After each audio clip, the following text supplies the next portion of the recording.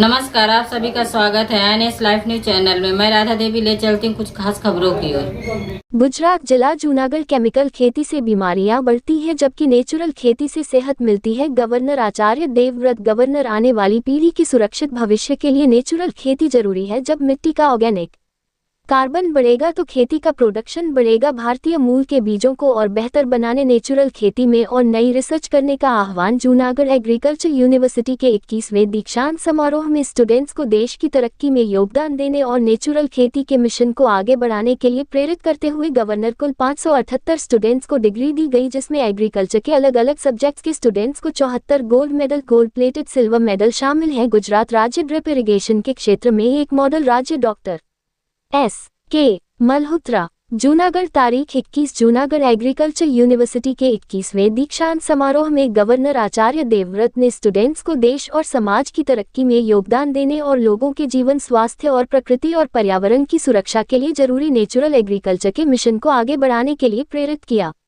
Junagadh agriculture university की सरदार सभागृह में आयोजित इस दीक्षांत समारोह में एग्रीकल्चर के अलग अलग सब्जेक्ट्स के स्टूडेंट्स को 74 gold medal, gold plated silver medal और कैश प्राइज दिया गया। इस दीक्षांत समारोह के जरिए कुल 578 स्टूडेंट्स को डिग्री दी गई। गवर्नर ने चेयर से बोलते हुए कहा कि आने वाली पीढ़ी की सुरक्षित भविष्य के लिए नेचुरल खेती जरूरी है। केमिकल खेती से लोगों की सेहत के साथ साथ प्रकृति, पानी, पर्यावरण पर बुरा असर पड़ा है और मिट्टी की उपजाऊ शक्ति में भारी कमी आई है। उन्होंने कहा कि जब मिट्टी का ऑर्गेनिक कार्बन बढ़ेगा तो खेती का प्रोडक्शन बढ़ेगा। भारत में डॉक्टर स्वामीनाथन की प्रेरणा से जब भारत में ग्रीन रेवोल्यूशन शुरू हुआ तो देश की मिट्टी का ऑर्गेनिक कार्बन 2.5% था, जो केमिकल खेती के असर से घटकर 0.5 से भी नीचे आ गया है। उन्होंने जोर देकर कहा कि केमिकल खेती से मिट्टी का ऑर्गेनिक कार्बन कम होता है, साथ ही मिट्टी के पोषक तत्व भी खत्म होते हैं। उन्होंने यूनाइटेड नेशंस की एक रिपोर्ट का जिक्र करते हुए कहा कि केमिकल खेती से प्रोडक्शन 10% कम हुआ है, जिससे अभी भी प्रोडक्शन कम हो सकता है। उन्होंने कहा कि तय लेवल से ज्यादा केमिकल खाद और पेस्टिसाइड का इस्तेमाल जमीन को बेकार बना रहा है, जबकि केमिकल खेती के तरीकों से पैदा होने वाले खेती के प्रोडक्ट के इस्तेमाल से कैंसर, डायबिटीज, हाइपरटेंशन, किडनी की बीमारी जैसी बीमारियां तेजी से बढ़ रही हैं। इस तरह केमिकल खेती से बीमारियां बढ़ती हैं जबकि नेचुरल खेती से सेहत मिलती है। गवर्नर ने एक और रिसर्च का जिक्र करते हुए कहा कि 12 एग्रीकल्चर साइंटिस्ट की एक रिसर्च से भी पता चला है कि केमिकल खेती से उगाए गए गेहूं और चावल में न्यूट्रिएंट्स की कमी होती है।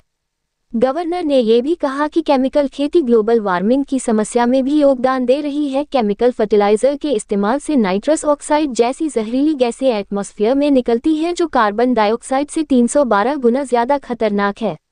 गवर्नर ने डिग्री पाने वाले स्टूडेंट्स को बधाई दी और कहा कि यह लक्ष्य पढ़ाई के लिए सालों की कड़ी मेहनत के बाद हासिल हुआ है। उन्होंने उनसे समाज और देश की भलाई के लिए काम करने और पब्लिक वेलफेयर नेचुरल एग्रीकल्चर के मिशन को जोश के साथ आगे बढ़ाने और इसे फैलाने की अपील की।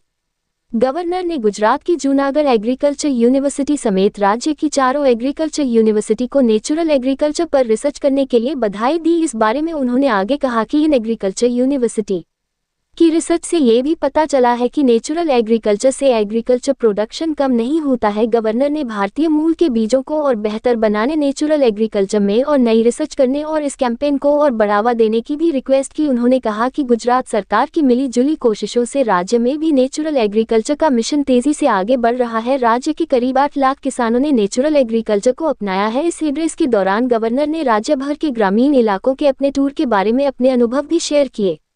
अपने एड्रेस के दौरान गवर्नर ने नेचुरल एग्रीकल्चर पर प्रधानमंत्री नरेंद्र मोदी और गृह मंत्री अमित शाह का इंस्पायरिंग मैसेज पेश किया। इसके अलावा उन्होंने एक वीडियो के जरिए नेचुरल एग्रीकल्चर के इंस्पायरिंग नतीजों के बारे में भी बताया।